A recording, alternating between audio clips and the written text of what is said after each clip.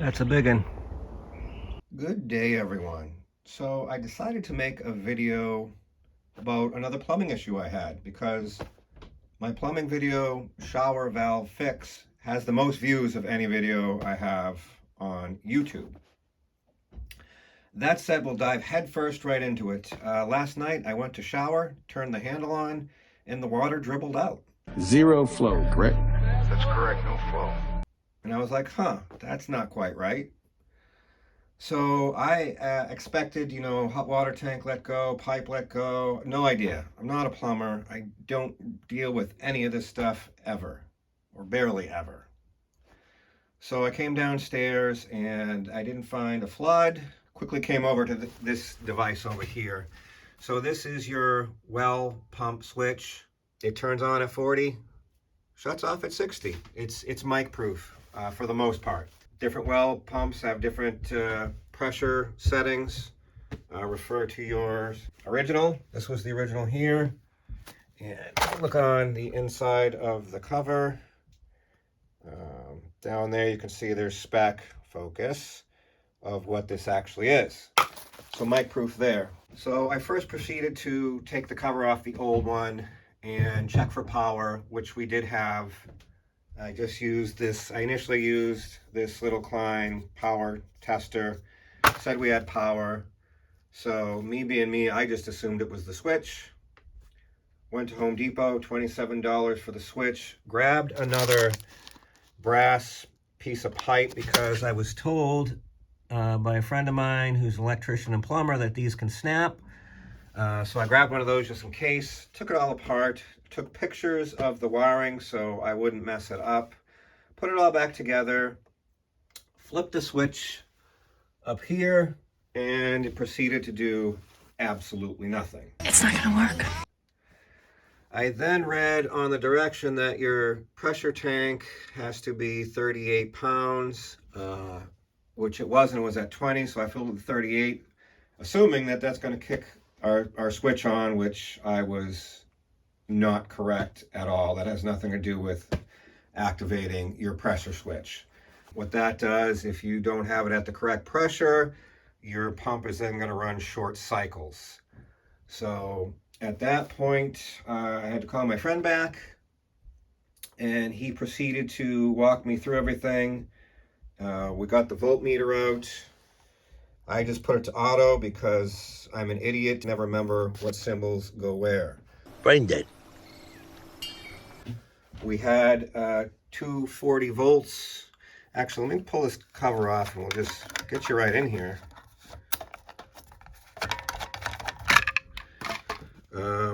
So we had 240, our switch is off, so we had 240 here and 240 on our other wires. I believe the smaller ones is the switch coming in, and then the two bigger ones are for your pump. So when everything checked out here, I then went and double checked breakers, and at that point we either had a bad switch or a bad deep well pump. On a side note, our pump switch here was almost completely plugged up. When I unscrewed it from there, the water literally dribbled out through a pinhole, so I don't even know how this was working in the first place, but glad we changed it out. So out here at the well, I did confirm that we had power on the switch, and the switch was operating as it should. And at that point, I was pretty confident we have a bad deep well pump. Just got back from Home Depot. First step in doing this is making a tool, if you have this style pump. So I'm going to try and get you in here. See, don't know, right there. It's going to be super hard to see. We have a pitless adapter style pump. So I know I don't have three hands to make that focus, but that's a pretty good shot. Right on the top of that pitless adapter, it's literally just clipped in to a connection. Echo. To a side connection that goes into your house. And there's a seal on that pitless adapter that clips in. And then beyond that is your line and then your pump. So I took the vacuum and sucked out the top of that pitless adapter because it was just chock full of sand and debris from sitting forever. What we're going to do is make this T handle with adapter and then try and thread that into the top of the pitless adapter and pull it up and out. Okay, this is the tool I made. So this is what we got going on. We got a piece of 1-inch pipe. I know it's galvanized and we have black. I just grabbed the first things I saw at Home Depot because my head was spinning a little bit, having never done this before. I'm dizzy. So again, we got a piece of 1-inch pipe, which essentially makes it 1.25 inches, I guess. And we got a reducer because that then goes down to 3/4 pipe. You come up here, we have a T adapter, which makes up our handle. Pretty easy peasy. So I'm now going to attempt to thread that end down into our pitless adapter down there. I'll set you up so you can watch me struggle as we try and remove the pump.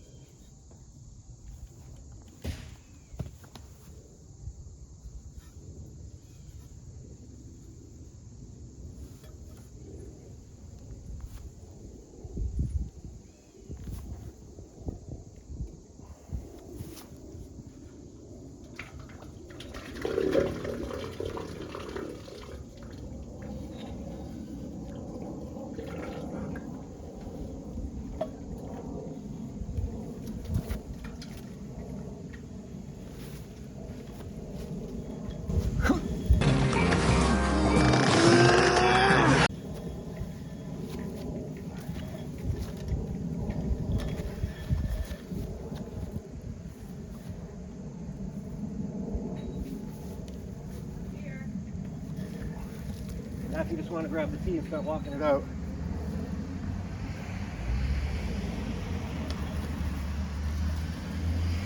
Oh, hold on, what's up? That thing. See it. Heavy.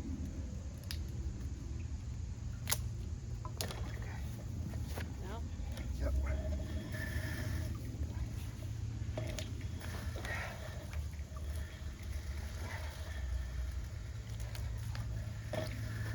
Look at the sludge already.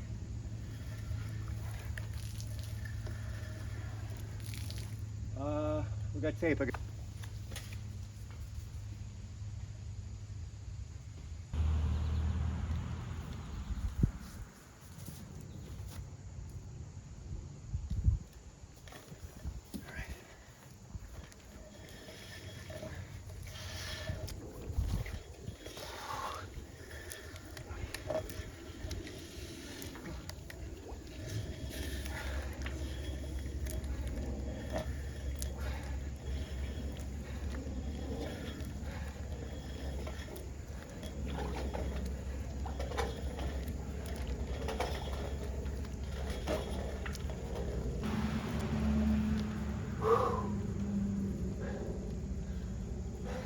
Yeah, I'm winded. Go!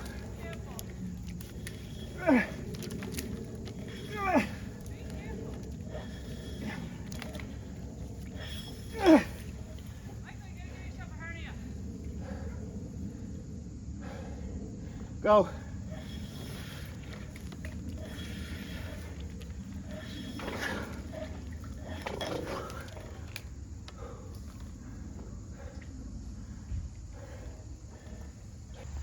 So, 169 feet later, I finally got to the pump.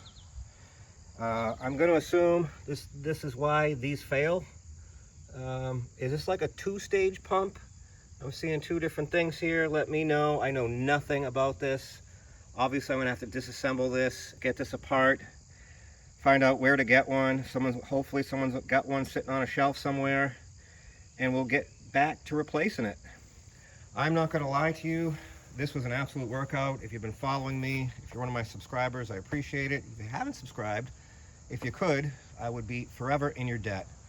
Anyways, it's Thursday, and I got out of the hospital Tuesday for an intestinal surgery. So I'm straight out of the hospital and surgery. I feel much better now. And pulling up 169 feet of this pump I'm still winded. I'm still trying to catch my breath. It was pretty big to do. Not looking for a pity party. Just want to let you know where I'm at. So yeah, I'll keep it short. We'll get this pump pulled apart, try and source one, wire it in, and get it all back together, get it back in the hole, and hopefully my diagnosis is correct. Wish me luck. All right, this is where we're at. After several phone calls to several different companies, I was sweating a bit because one major company said 1 to 2 weeks out. Another company said, I can't even talk to you, you're not a contractor, which kind of blew my mind. Another company said they couldn't get anything. Called my plumber friend. He recommended R.E. Barry Pump Company in Cranston, Rhode Island. I can't say enough about this company. Out of everyone I talked to, the nicest people. Had one on the shelf, come on down, you know, 45-minute ride both ways. And we now have a Pearl pump. And this little sweet lady was $1,400 American, just like that. So that's a bit of an ouch. So what I did was pull the old adapter, hose adapter out of the old one. We're going to reuse it in this one. It fits. I'm going to be doing that with a little bit of pipe dope. You can use Teflon. I like the liquid stuff, just a preference.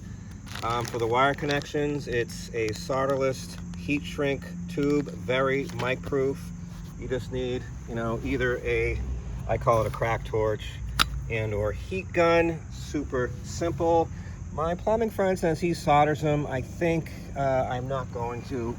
I'm going to kind of do what the existing company did. They just shrink wrapped them on the ground. It's just the shrink wrap and the connector. On the power, 2 powers, they did the shrink wrap, the shrink tube, and electrical tape. I think I'm just going to go that route.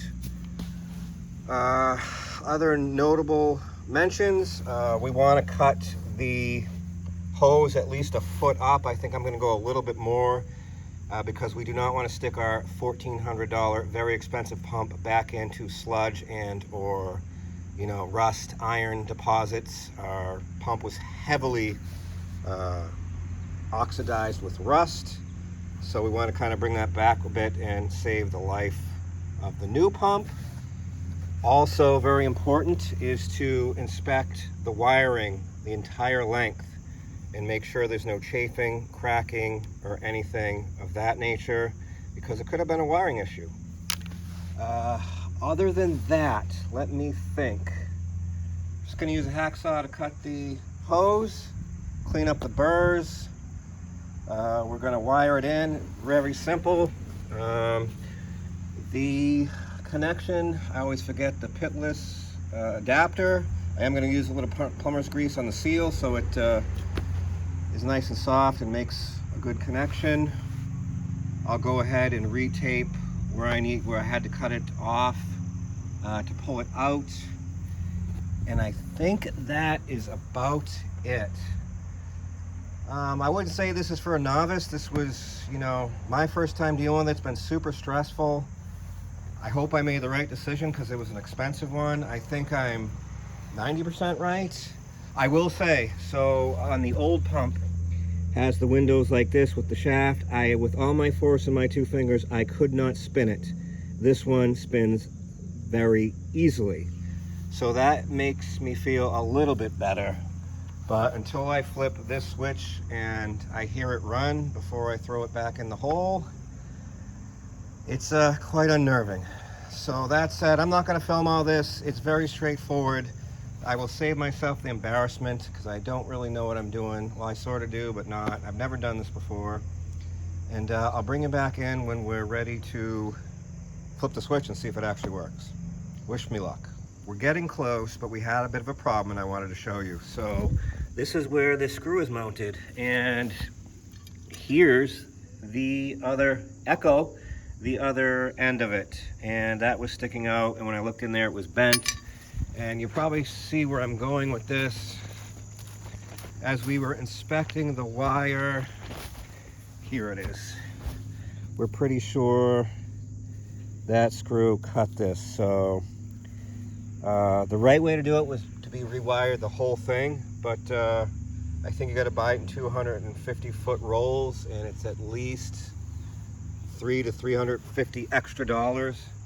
So I bought some more butt splice connectors, and we're just going to butt splice it. I know it's not the real right way to do it because this is underwater and moisture can eventually impede, but that's the route we're going. There's another spot up where it got it too, so I got 4 butt connectors to do along here. I got 1 more on the pump, and when I get those done, I'll bring you back in and we'll see if the pump actually turns on. All right, we got everything connected, and before I go taping everything up and jamming this thing back in the hole, there's only one thing left to do. Hope, pray, keep everything crossed, and see if this thing makes some noise. Here goes nothing.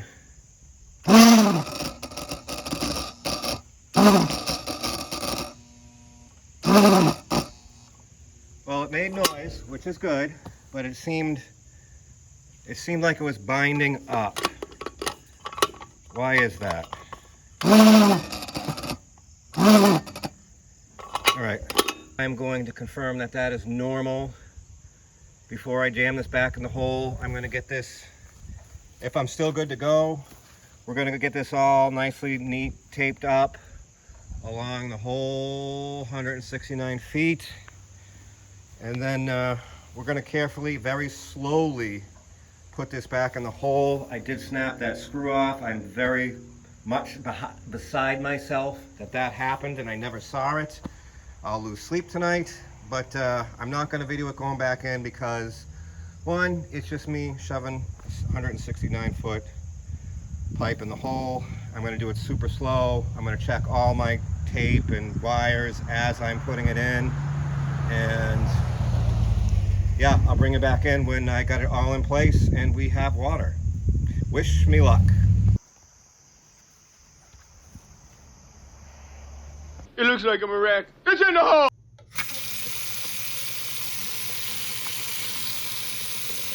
And there it is, job done. As far as difficulty, I'm not gonna lie to you, it wasn't an easy task. Sourcing the pump, that was another very eye-opening experience.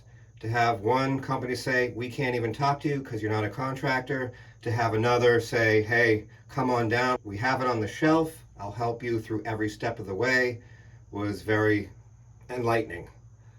I also want to thank my plumber / electrician, William. Without him, without YouTube, I would not be able to do this on my own. Also, a big shout out to R.E. Barry Pump Company. Highly recommend, great experience. That said, thanks for watching. Hope to see you on the next one. If you don't mind, I'd love to take a shower after 2 days of being completely offensive. You smell really bad. The end.